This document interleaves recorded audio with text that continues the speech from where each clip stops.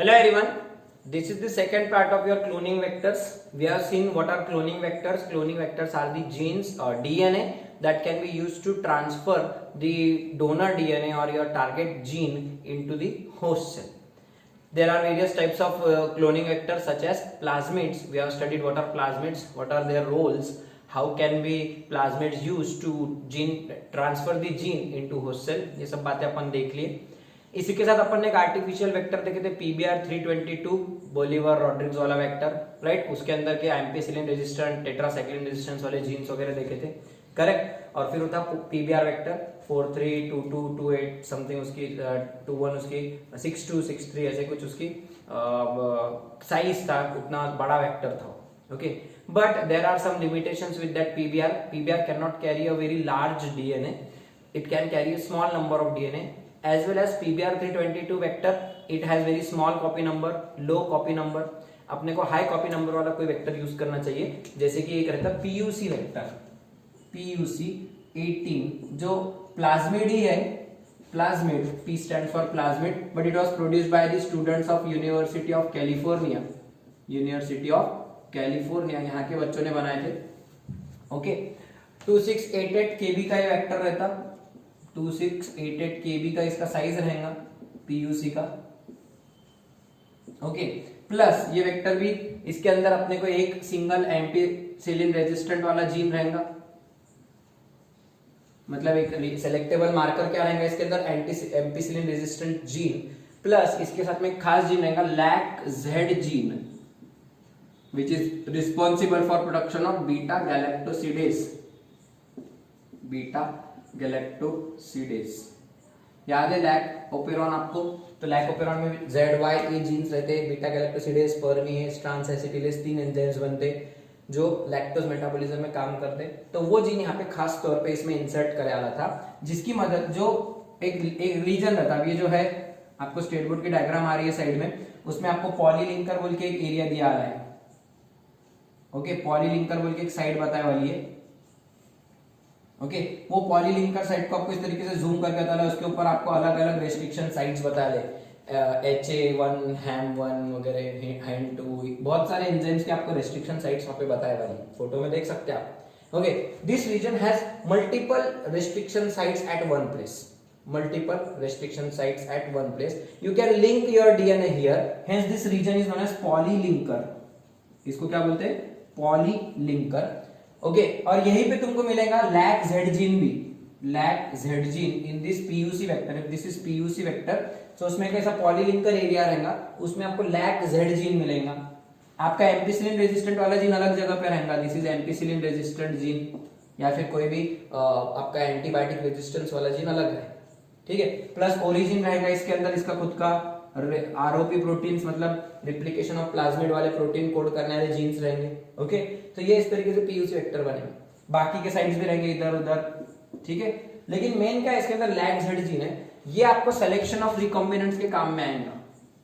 Selection of recombinants वो कैसा करने का अपने को बाद में देखने के अगले लेक्चर में, लेकिन अभी याद रखो सिलेक्शन ऑफ रिकॉम्बिनेंट्स, जो बैक्टीरिया रिकॉम्बिनेंट हुए क्या नहीं, किसने वो पिकअप कर लिया आपका DNA, किसने नहीं किया, किसने इंसुलिन बनाना चालू करा, किसने नहीं करा. सो जो इंसुलिन बनाना चालू कर देंगे मतलब वो रिकॉम्बिनेंट बैक्टीरिया हो गए. जो इंसुलिन नहीं बना पाएंगे मतलब वो नॉर्मली चलेगा, they are called non recombinant. Okay, तो उनका सिलेक्शन करने का, उनको डिस्टिंग्विश करने का, रिकॉम्बिनेंट वर्सेस नॉन रिकॉम्बिनेंट, तो वो काम के लिए अपन ये LAC-Z जीन को यूज करेंगे. ओके, जैसे ampicillin resistant gene, it can be also used as in selection of recombinant as well as LAC-Z gene. दोनों, ये दोनों को सेलेक्टेबल मार्कर्स बोलते हैं. सेलेक्टेबल मार्कर्स, क्योंकि ये मार्किंग का काम करते हैं. ये जीन एक्सप्रेस होते क्या नहीं होते, उसके ऊपर से अपन सिलेक्शन की प्रोसेस कर सकते, सिलेक्शन ऑफ रिकॉम्बिनेंट्स कर सकते. Hence this genes are called selectable markers. क्या, कैसे, क्यों, कब, सब बाद में. बस अभी याद रखो इसमें सेलेक्टेबल मार्कर्स क्या क्या है, एम्पिसिलिन रेजिस्टेंस का जीन और LAC-Z जीन. LAC-Z जीन की location in the polylinker region of your PUC 18 vector. 18 नंबर क्या है, it was discovered in the order number 18. 18वां नंबर का ये प्लाज्मिड इन्होंने बनाए थे successful. What is the use, it has a very high copy number. It has very high copy number, about more than 500. More than 500 इसका copy number, 500 से ज्यादा copy एक ही बैक्टीरिया में तैयार कर सकता है, इतना ज्यादा इसका रिप्लिकेशन. प्लस स्मॉल साइज है, smaller than your pBR vector. PBR की लेंथ कितनी रहती है 4362 436162 ओके कर लो करेक्शन 4362 की इतनी बेस पेयर्स इसकी लेंथ रहती पीबीआर 322 की। तो साइज में कौन बड़ा हो गया 4000 बेस पेयर्स और 2000 बेस पेयर्स 600 बेस पेयर्स। तो ये छोटा वेक्टर है ये बड़ा है। अपन क्या बोलते हैं an ideal vector should be small in size and it should carry maximum long DNA. So ये छोटा है और ज्यादा बड़ा डीएनए तुम इसमें फिट कर सकते हो। यहाँ पे तुम तुम्हारा इंसुलिन का जीन बिठाओ कोई भी जीन बिठाओ इसको फिट कर सकते हैं यहाँ पे। लेकिन पीबीआर में ज्यादा बड़ा जीन अपन यूज नहीं कर सकते। फॉर एग्जाम्पल अगर मैं प्लाज्मिड की बात करूं तो 1 से 5 किलो बेस इतना लंबा डीएनए अपन प्लाज्मिड में बिठा सकते हैं। ठीक है सो 5 के भी मतलब 5000 बेस पेयर्स तक का तुम्हारा डीएनए होना चाहिए। 5000 बेस तक का वो डीएनए तुम यहाँ पे बिठा सकते हैं। Okay so this is about your pUC vector pUC 18। It has some advantages over your pBR vector जैसे कि उसमें एंटीसिलिन अपने एंटीबायोटिक रेजिस्टेंट जीन्स है लेकिन इसमें उसके साथ में लैग-जेड जीन है। ये ब्लू व्हाइट सिलेक्शन में मेथड में काम में आएगा सब बाद में, लेकिन अभी बस इतना याद रखो व्हाट आर द फीचर्स। इसका साइज उसमें 2 मेन साइट्स ओरिजिन आरओपी फिर lac gene is located in the polylinker region and its size compared to the PBR it is smaller and it can carry it has large copy number. PBR का copy number छोटा है 1 से 15 कॉपियां रहती है उसकी पर सेल। इसका हाई लो कॉपी नंबर है इसका हाई कॉपी नंबर है। Plus it can carry small DNA it can carry larger DNA hence you can use pUC vector more oftenly than your pBR C28। Okay इसी के से plasmid vectors के जैसे अब अगर अगली बात करूं मैं तो अपन डायरेक्टली एक नया बिट देखते हैं और उसके अंदर कुछ और वेक्टर्स को ऐड करता मैं। Vectors for others for example other vectors other cloning vectors जिसमें आते तुम्हारे फेज बैक्टीरियोफेज फेज वेक्टर्स। अपन ने अभी तक प्लाज्मिड वेक्टर्स देखे। प्लाज्मिड वेक्टर्स में पीबीआर 322 और एक बार चार्ट बना लो क्लोनिंग वेक्टर्स का चार्ट बना लो। Plasmid vectors then your phage vectors फिर उसके बाद क्रोमोसोमल वेक्टर्स और उसके बाद सिंथेटिक वेक्टर्स। अब प्लाज्मिड वेक्टर्स में अपन ने देखे पीबीआर 322 और पीयूसी 18। फेज वेक्टर्स में lambda phage as a vector and M13 phage also is used as vector। Chromosomal vectors में BAC YAC full form bacterial artificial chromosome yeast artificial chromosome. ये chromosomes है उनके क्रोमोसोम्स निकाल के उसको as a vector use कर सकते हैं। Bacterial artificial chromosome yeast artificial chromosome. Okay और सिंथेटिक वेक्टर्स में आएंगे आपके कॉस्मिड्स कैसे बनते देखने समझे क्या क्या देखने ये दो हो गए। Now let's see what is phage vector. So यार लैम्बडा फेज सबको याद होगा ये lambda phage. What is the capacity of lambda phage? It can infect your bacteria it can inject the DNA and that DNA can become the integral part of bacterial cell. ये यहाँ पे जाके जुड़ जाएगा DNA. Okay and then it will produce its copies it will produce hollow capsids then DNA gets inserted into hollow capsids। याद है क्या ये? This is called lytic cycle Hershey-Chase experiment molecular basis of inheritance and finally the cell is gets burst and your bacteriophages are released from the bacterial cell by lysis of that bacterial cell। It is called lytic cycle attachment penetration insertion of DNA replication of DNA joining of bacteria virion assembly virion particles जुड़ जाते और फिर अक्खा virus मतलब bacteriophage बाहर निकलता। तो ये क्या कर सकता this bacteriophage has a capacity of inserting its DNA into the genomic DNA of bacteria. Bacteriophage ये दोनों की क्या बात है they are used as gene cloning vectors because they have capacity to insert own DNA उनका खुद का DNA into host cell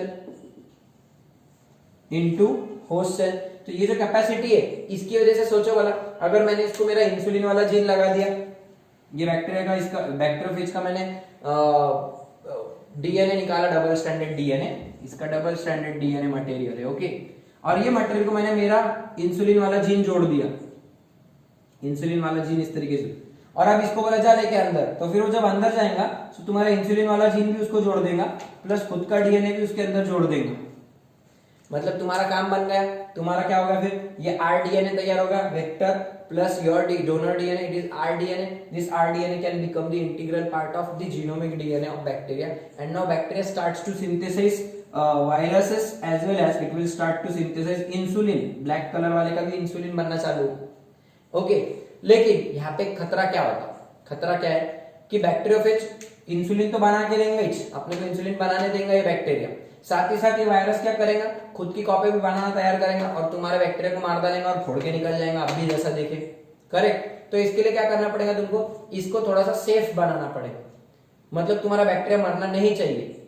How is it possible? Simply remove the genes from this bacteriophage, ये बैक्टीरियोफेज का पूरा DNA, ये bacteriophage का पूरा DNA, इसमें जो खतरनाक जीन्स है, इतने genes for example, these genes are responsible for making the protein coat, making the virion particles, ये वाले जीन्स लेने का नहीं,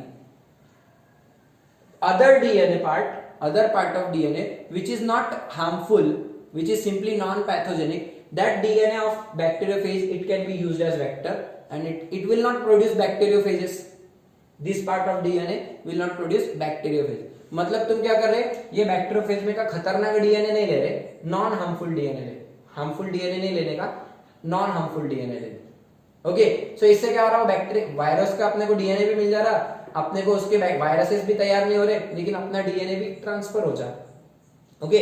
This process is called disarmament of pathogenic vectors, What is disarmament? Disarmament मतलब हथियार डाल देना, हार मान लेना। हथियार कब डालती कोई भी सेना, जब उसके सामने वाली सेना तगड़ी बनती, या फिर इसको हथियार डाल दिया, हथियार डालने के बाद वो कुछ कर सकती कि अपने को नुकसान नहीं। तो सिमिलरली तुम यहाँ पे इसका मेन हथियार क्या था बैक्टीरियोफेज का, उसका ये वाला डीएनए, क्योंकि ये वाले डीएनए से उसके बच्चे तैयार हो रहे थे और वो अपनी सेल को फोड़ के निकल रहा था। तुमने उसका मेन हथियार मतलब उसका जो मेन वेपन है वही डीएनए, पैथोजेनिक डीएनए जो था वो डीएनए निकाल दिए। So removal of harmful DNA from vector, this is a pathogen, okay. Removal of harmful DNA and using non harmful DNA of it as a vector, using non-harmful DNA of it as a vector। So ये चीज अगर तुमको आ गई, so you can produce harmless vectors, okay। So बस viruses के साथ काम करते टाइम ये चीज ध्यान में रखना पड़ती कि वायरस है तो अपने को नुकसान पहुंचा सकता, तो उसका जो नुकसान पहुंचाने वाले जीन्स है वो फेंक डालने के, और जो बिना नुकसान वाले जीन्स है जो अपने को डीएनए ट्रांसफर करने में हेल्प करेंगे वो जीन्स रहने देने, ठीक है। ये सब तुमको लास्ट पैसेज में मिलेगा, वेक्टर्स, क्लोनिंग वेक्टर्स का एक पैसेज दिया है आपको वेक्टर्स पे, वहां पे तुम अगर रीड करेंगे कॉम्पिटेंट होस्ट के ऊपर वाले पैसेज में तो तुमको ये सब चीजें मिल जाएंगी वहां पे, ओके। बैक्टीरियोफेज का समझ में आया। सिमिलरली M13 फेज रहता, ये तो बहुत ही सिंपल था, इसमें single standard DNA genetic material रहता, इसका जेनेटिक मटेरियल क्या है, single standard DNA, it is covered by a protein coat, lambda phage का क्या है, double standard DNA covered by protein coat, और M13 का क्या है, single standard DNA covered by protein coat. अब ये M फेज को भी, M13 फेज क्या है, फेज का नंबर ऐसे रहते, फेजेस के नाम ऐसे रहते, these are viruses that cause infection to bacteria. ये क्या करेंगे, ये भी M फेज जब बैक्टीरिया पे अटैक करेगा तो अटैक करने के बाद वो अटैच हो जाएगा यहाँ पे बैक्टीरिया को, and it will release its DNA into the bacteria, this DNA will synthesise, will get joined here, it will produce a double standard DNA, single standard DNA पे से क्या तैयार करता है खुद का double standard DNA, and then that double standard DNA gets inserted here and it will act as plasmid, it will produce its copies, बाकी का सेम रहेगा, खुद के फिर वो सेल फोड़ के बाहर निकल जाएगा, ओके। तो इसमें भी तुम क्या कर सकते हैं, जो हार्मफुल पार्ट है वो निकाल देने का, जो हार्मलेस पार्ट है उसको वेक्टर बोल के यूज करो, वो वेक्टर बोल के उसको तुम तुम्हारा डीएनए जोड़ दो, ये वाला टुकड़ा उसको अपन ने अपना जीएनए इंसुलिन जोड़ देने का and then you can use it as a vector. Same process, बस फर्क क्या है, इसका double standard DNA genetic material रहता है which can be used as vector, और इसका single standard DNA it is genetic material of M13 it can be used as vector. Okay, इनकी भी लेंथ, ये भी अलग अलग लेंथ के डीएनए कैरी कर सकते हैं। मैं आपको ये जो टेबल बता रहा है पॉज करके लिख लो ये टेबल, इसके अंदर सारे वेक्टर्स है और वो कितना डीएनए कैरी कर सकते हैं, size of DNA insert that can be used, that can be transferred with their help. तो ये जो पेजेस ये टेबल आ रहा है ड्रॉ कर लो अच्छे से, ठीक है। M13 plasmid, lambda, M13 cosmid, BAC, YAC सब वेक्टर्स लिखे रहे, और हर वेक्टर में कितना, जैसे कि plasmid can carry about 1 to 5 kb of DNA, whereas lambda phage can carry a longer DNA of 5 to 25 kb। बड़ा है ये 25 kb बोल तो बड़ा होगा ना डीएनए, वो तो 25 किलो बेसिस 2500 बेसिस का डीएनए। उसी तरीके से अगर देखें तो तुम्हारा ये क्या M13 का 1 to 4 है, कॉस्मिड का भी इसी तरीके से 35 to 50 है, ऐसे अलग अलग आपको दिख रहे हैं। ओके, ये टेबल में आपको क्या दिया है, maximum length of DNA that can be used for transfer using various vectors. तो इनकी मदद से इतने बड़े बड़े डीएनए पर ले जा सकते हैं, समझा। ओके, सो इतना ही काफी, अपने को इनका स्ट्रक्चर नहीं देखना है, M13 फेज कैसा दिखता वेक्टर, लैम्बडा फेज कैसा दिखता वो नहीं देखना, उसमें साइट्स कौन से वो कुछ नहीं देखने, बस उनके स्मॉल यूजेस आपको पता होने चाहिए। ओके, अब ये जो चारों वेक्टर्स है, ये जो चारों वेक्टर्स अपन ने यूज करे, ठीक है, PBr 322, PUC 322, ये सब चारों वेक्टर्स, तुम्हारा होस्ट कौन रहेगा इसके लिए, for them host will be bacteria, host will be bacteria, क्योंकि प्लाज्मिड बैक्टीरिया में डाल सकते, ये भी प्लाज्मिड बैक्टीरिया में चल जाएगा, ये बैक्टीरिया को इन्फेक्शन करता और ये भी बैक्टीरिया को इन्फेक्शन करता। मतलब तुमको जब बैक्टीरियल सेल में सेल को होस्ट बोल के यूज करने का, तुम्हारा इंसुलिन का जीन निकाल के तुम प्लाज्मिड को जोड़ते हो और बैक्टीरिया में डालते ई कोलाई में, so when the host will be bacteria you have to use these vectors.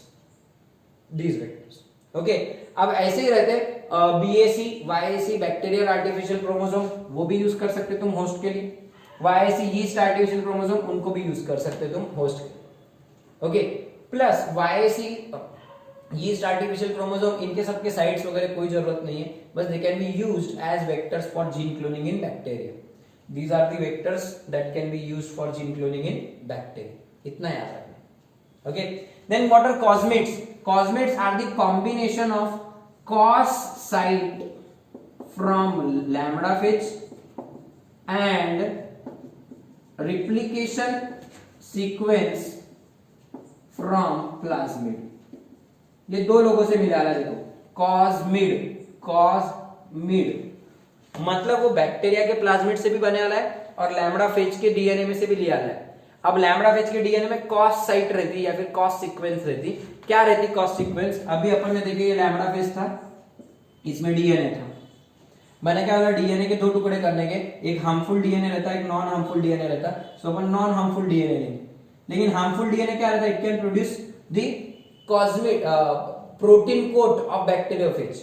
जब ये बैक्टीरियोफेज अटैक करता तो अंदर डीएनए छोड़ देता, तो अंदर जाके फिर वो अपने बैक्टीरिया के डीएनए से जुड़ जाता, ये सबको पता है, ठीक है। बाद में वो उसकी कॉपियां तैयार करता, डीएनए भी तैयार करता और ये प्रोटीन कोड भी तैयार करता, हॉलो कैप्सिड भी तैयार करता, खाली कैप्सिड। तो हॉलो कैप्सिड कैसा तैयार हो रही?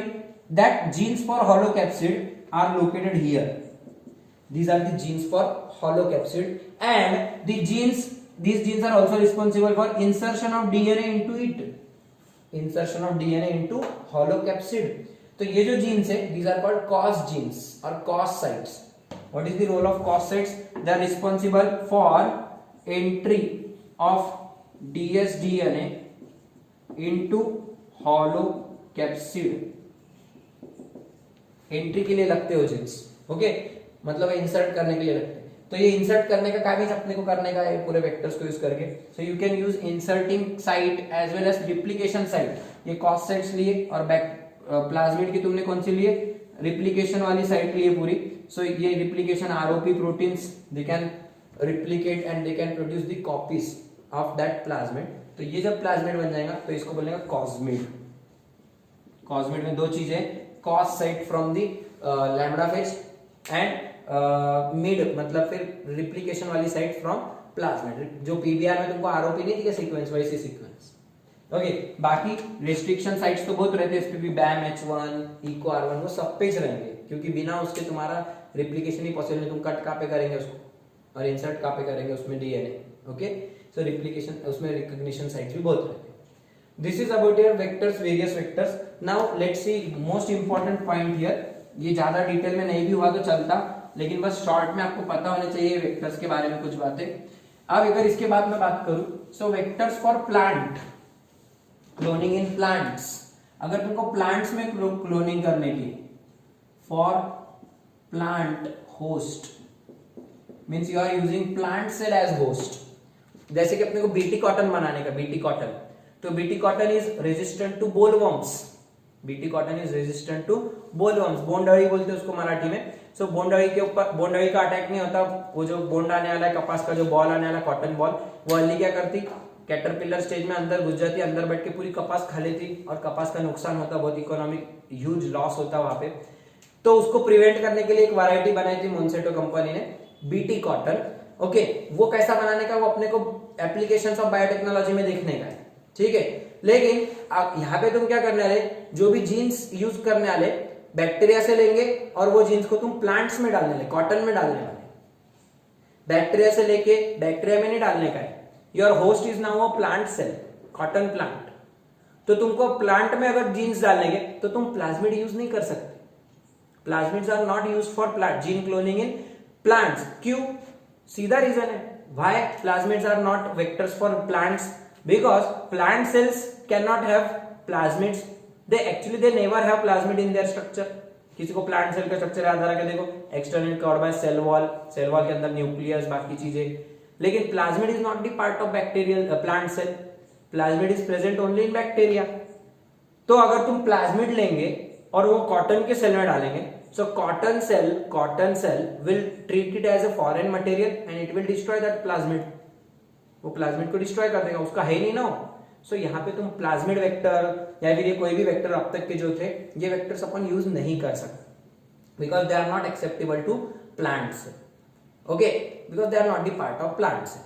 Then other vectors are used, for example two vectors that are used for plant cell for gene transfer into plant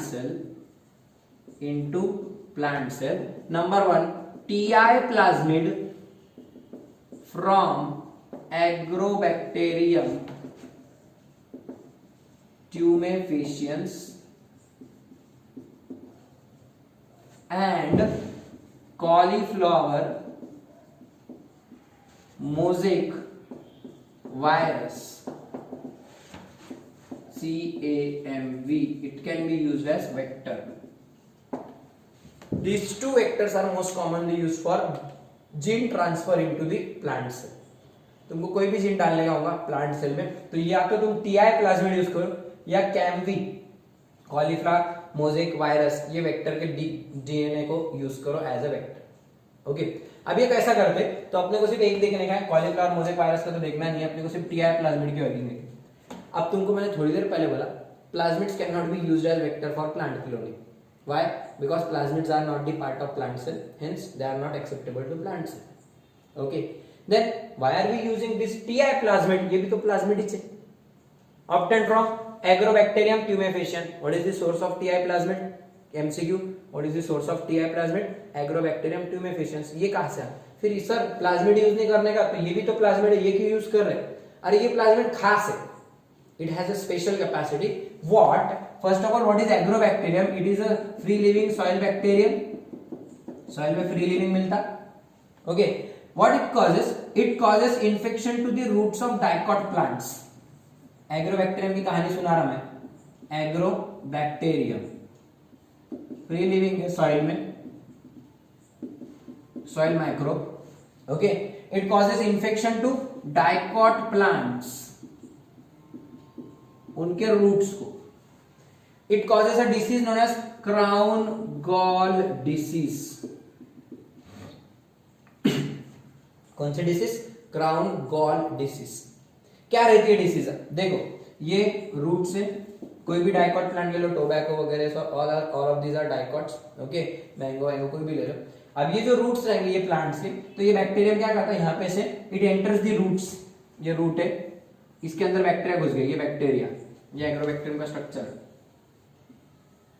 इसके पास खुद का मेन डीएनए है और एक plasmid DNA, it is called T DNA, TI plasmid, इसको क्या बोलेगा, TI plasmid. Bacteria में रहता है प्लाज्मिड, तो इसमें भी टीआई प्लाज्मिड। ओके, अब क्या होगा, ये agrobacterium it enters the plant roots, ये प्लांट सेल से, और ये बैक्टीरिया उसके अंदर घुस गया, ये बैक्टीरिया घुस गया, ठीक है। अब ये बैक्टीरिया क्या करेगा, this bacteria has a Ti plasmid in which there is a gene known as T DNA, ये डार्क कलर से ड्रॉ कर रहा हूं मैं, this is T DNA, also known as tumour DNA या ट्यूमर इंड्यूसिंग डीएनए। कौन सा DNA, tumour inducing, tumour गांठ बनाता, कैसे, this T DNA it comes out of this bacterial cell, ये पूरा प्लाज्मिड बाहर आ जाता टी डीएनए के साथ, and it enters the plant cell, it enters the plant cell, bacteria will destroy your plant cell, it will destroy the plant cell by secreting cellulase etc, and it will release its TI plasmid into the plant cell, where in the plant cell double stranded linear DNA is present in nucleus, eukaryotes में double stranded linear DNA रहता है। This T DNA उसको double stranded draw कर रहा मैं, ये जो black है उसको ऐसा ऐसा ड्रॉ कर रहा, this is T DNA. T DNA has a capacity, T DNA has a capacity to get inserted into the plant genomic DNA, to get inserted into the plant genomic DNA, to get inserted into the plant genomic DNA। समझ रहा, वो जो blue colour का है वो खतरनाक DNA bacteria का, वो डीएनए क्या करता, बैक्टीरिया से निकल जाता और प्लांट के डीएनए में घुस के बढ़ जाता, प्लांट के डीएनए में यहां पे घुस जाएगा, okay, and it will convert that plant cell into a tumor cell that will lead to formation of unlimited uncontrolled cells by uncontrolled cell division, just like your cancer। सीधा सीधा वो यहाँ पे आके कैंसर कर देता, कैंसर कर देगा तो क्या होगा, ये प्लांट सेल डिवाइड होंगे, उसके बाजू में और एक सेल, इसके बाजू में और एक cell, like this you can see formation of tumours, root tumors in the roots of dicot plants, root tumors in the roots of dicot plants, and therefore this disease is known as crown gall disease। Crown के ऊपर बड़े बड़े खड़े कैसे लगे रहते, तो वैसे रूट के ऊपर बड़े बड़े ऐसे नोड्यूल्स दिखते, रूट ट्यूमर्स दिखते, नोड्यूल्स नहीं ट्यूमर्स दिखते, they are caused due to Agrobacterium tumefaciens, नाम में छे एग्रोबैक्टीरियम ट्यूमेफिशियंस मतलब ट्यूमर कॉजिंग बैक्टीरिया। सो कैसे ट्यूमर करता, it will insert its DNA into plant DNA, उससे प्लांट का डीएनए बिगड़ जाता, प्लांट का डीएनए डैमेज हो जाता, and plant cell will divide in uncontrolled manner to produce tumour cells. अच्छा, इससे बैक्टीरिया को क्या फायदा है, what is the use to bacteria, tumour बन रहा है, बैक्टीरिया का क्या फायदा है, this cancer cell will now synthesise certain proteins, this cancerous cell tumour cell will synthesise the proteins that are required by this agrobacterium for its growth। क्या फायदा कैसा करके ले रहा समझ में आ रहा है, this tumor cell will now produce certain proteins and that proteins will be utilized by agrobacterium for its growth। वो ट्यूमर सेल से अपना न्यूट्रिशन डिराइव करेंगे, समझ रहा, therefore it will cause infection to your plant roots and it will cause tumors there। अब इसमें अपना फायदा क्या है, ये तो बेचारा प्लांट को बीमार कर रहा, नुकसान कर रहा, तो इसके लिए एग्रोबैक्टीरियम को मारने का उपाय ढूंढना चाहिए, लेकिन इसमें अपना फायदा देखो कैसा दिख जाता। तुमको क्या चाहिए, तुमको वेक्टर चाहिए, वेक्टर का काम क्या होना चाहिए, vector should carry your DNA into host cell, तुम्हारा डीएनए उसने होस्ट में लेके आना। यहाँ पे देखो दिमाग लगाओ, लॉजिक कितना भारी लगा है, देखो किसने दिमाग लगाया है, एग्रोबैक्टीरियम के पास एक ऐसा डीएनए जो प्लांट में जाने के बाद भी प्लांट कुछ नहीं कर सकता, प्लांट उसको एक्सेप्ट कर लेता, प्लांट ने तो इसको भी डिस्ट्रॉय कर देना चाहिए ना प्लाज्मिड बोल के, but plant will not destroy it, plant will accept it without any problem, and therefore it becomes easy for us to transfer our DNA, whatever is the DNA that you are using as donor DNA, so you can transfer donor DNA through this Ti plasmid. लेके जा भैया, जाते जाते हमारा भी DNA लेके चल जा। You can transfer Bt genes लेके जा भैया, जाते जाते, और वो डाल दे कॉटन में। Cotton plant will accept it, cotton plant will accept it and it will start producing Bt crystals. समझ में आ रहा? मतलब तुमको इतना ही काम करने का कि यार ऐसी कोई चीज चाहिए जो प्लांट में अपना डीएनए लेके जाना, वो काम तुम्हारा टीआई प्लाज्मिड ऑलरेडी करके दे रहा, because it can get integrated with plant DNA. This property of agrobacterium is useful for us. अपने को इतना ही चाहिए। लैम्ब्डाफेज भी वैसे करते, वो अपना डीएनए दूसरे में डाल देते, तो इसके लिए लैम्ब्डाफेज यूज कर लिए। ये भी वही कर रहे हैं, इनका खुद का डीएनए प्लांट सेल में डाल रहे हैं, इसके लिए इनको प्लांट्स के लिए यूज करते हैं। सो फॉर जीन क्लोनिंग और gene transfer into plant cells you can use TI plasmid. लेकिन वापस लफड़े की बात, यहाँ पे पैथोजेनिक और नॉन पैथोजेनिक दो डीएनए। इसमें कैसा है, जो डीएनए से ट्यूमर तैयार होता उतना ट्यूमर वाला डीएनए डिस्ट्रॉय कर दो, वो मत लो, और जो ट्रांसफर हो रहा, ट्रांसफर करने वाला डीएनए वो यूज करो। Again this process is called डिसआर्मामेंट of pathogenic vectors. पहले उनको डिसआर्मामेंट कर दो, उनके हथियार निकाल दो, उनके कड़क जो बीमार करने वाले डीएनए, ट्यूमर करने वाला डीएनए वो निकाल दो, और जो अच्छा डीएनए जो तुमको ट्रांसफर करने में हेल्प करेगा उतने डीएनए यूज करो। So by studying this, you can easily use such vectors, pathogenic plant bacteria also for gene transfer. Okay, by disarmament, इनको बोलते हैं disarmed vectors, क्योंकि इनका जो मेन डिसीज कॉजिंग डीएनए वो रिमूव कर देने का, and non pathogenic DNA can be used as vector डी। समझ गया? So TI plasmid, why agrobacterium is used in gene cloning in plant cells. Okay, इसका रीजन क्या रहेगा, ये एमसीक्यू आपको क्वेश्चन भी आपको नोट्स में भी मिल जाएगा question, why agrobacterium is used as vector for gene transfer in plant cells, because this vector agrobacterium has a DNA known as tDNA, that is tumor causing DNA, tumor inducing DNA, where in the TI plasmid it is the native plasmid, its main plasmid. This tDNA can get integrated with the plant DNA and it can lead to change in the plant cell that becomes a tumor cell, cancerous cell, and it will divide rapidly by producing a tumor in the roots, and these tumors will produce certain proteins that are used for the growth of agrobacterium. This disease is caused by characterized by formation of root tumors, hence it is known as crown gall disease caused by agrobacterium tumefaciens. How can we use the TI plasmid as our vector? By disarming the tDNA, जो tumour काटने वाला DNA वो निकाल देने का, remaining TI plasmid can be used for inserting the donor DNA into plants. समझ में अच्छे से पूरा बीट एग्रोबैक्टीरियम का यूज क्यों करते समझ में आया?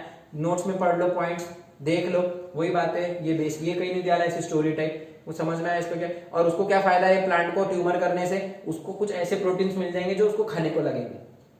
सो वो प्लांट के थ्रू अपने प्रोटीन्स बना के लेगा, पहले उसको बीमारी देगा और बीमार से उससे अपना न्यूट्रिशन लेगा। कितना शाना बैक्टीरिया सोचो। ओके, तो इस तरीके से एग्रोबैक्टीरियम को यूज कर सकते फॉर प्लांट सेल्स। समझ में आया? ठीक है, एक लास्ट, फॉर एनिमल सेल्स तुम क्या यूज करेंगे? For animal cells, animal cells में अपन ये नहीं यूज कर सकते एग्रोबैक्टीरियम। एनिमल सेल्स के लिए तुमको यूज करना पड़ेगा, एनिमल सेल्स के लिए तुम यूज करेंगे एक ही है, रेट्रोवायरसेस, एक ही यूज करने का, रेट्रोवायरसेस।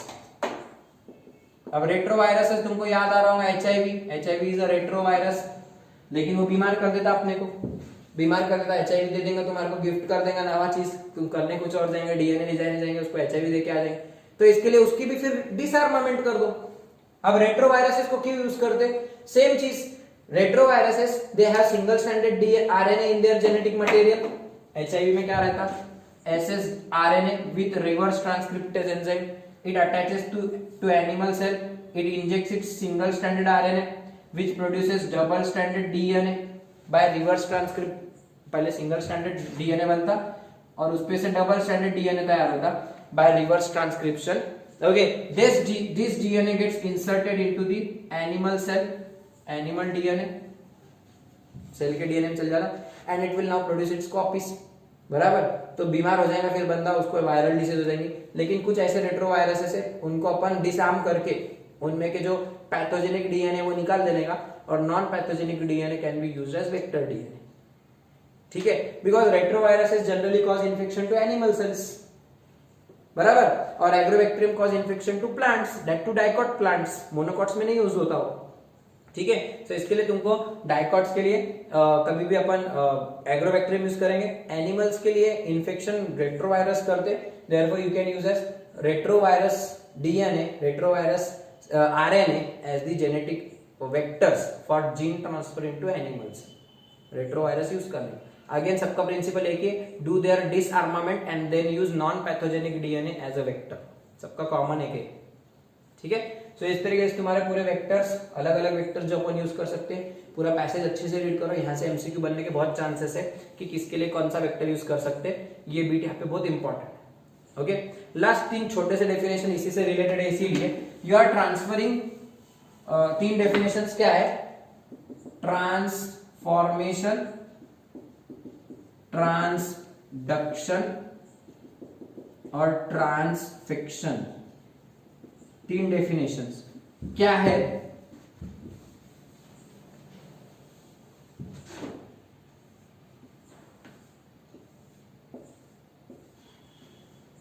तीन definition, what is transformation, when the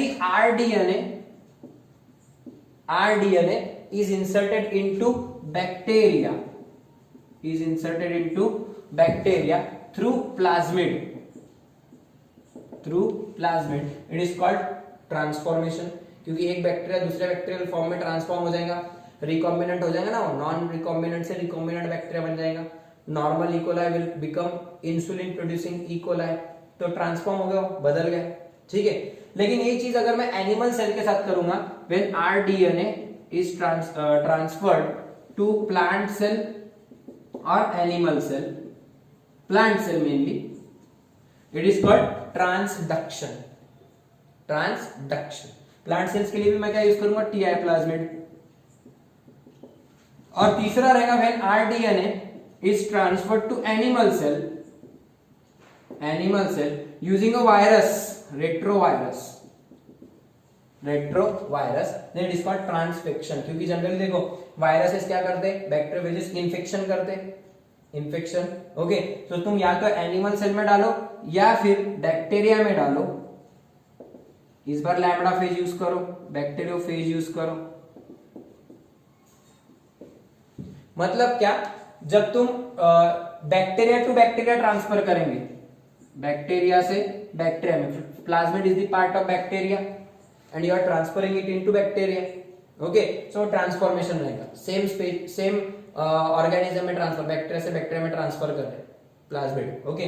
लेकिन जब तुम बैक्टीरिया की चीज प्लांट में डाल रहे तो वो ट्रांसडक्शन हो जाएगा। बैक्टीरिया की चीज, this Ti plasmid is belongs to bacteria, agrobacterium, इसकी चीज प्लांट सेल में डाल रहे, सो वो हो जाएगा ट्रांसडक्शन। लेकिन तुम जब वायरस की चीज, ये देखो ये रेट्रोवायरस या बैक्टीरियोफेज, इसका rDNA बनाए, मतलब तुम वायरस की चीज एनिमल में डालो या बैक्टीरिया में डालो, तो उसको बोलेगा transfection, because virus is cause infection, so this is called transfection. समझा। ट्रांसफॉर्मेशन में प्लाज्मिड का यूज होगा between same bacteria, okay. Transduction में अपन बैक्टीरिया की चीज प्लांट में डालेंगे या एनिमल में डालेंगे, लेकिन बैक्टीरिया की चीज रहेंगे, अलग ऑर्गेनिज्म में डालेंगे। और जब वायरस की चीज डालेंगे प्लांट में, एनिमल में, किसमें भी, तो उसको बोलेगा transfection. So these are the 3 modes of transfer, transformation, transduction and transfection, okay. यहाँ पे तुम्हारा बैक्टीरियल अपने क्लोनिंग वाला पूरा पार्ट खत्म होता। इसके अंदर वेक्टर्स फॉर जीन क्लोनिंग वाले जितने भी बीट्स है सब पूरे कवर हो गए, अपने स्टेट बोर्ड के भी मैंने पूरे ले लिया। अपन इसके बाद देखेंगे how gene is actually transferred, how competent host is selected and gene transfer is done, and selection of recombinants वगैरह इन आवर नेक्स्ट।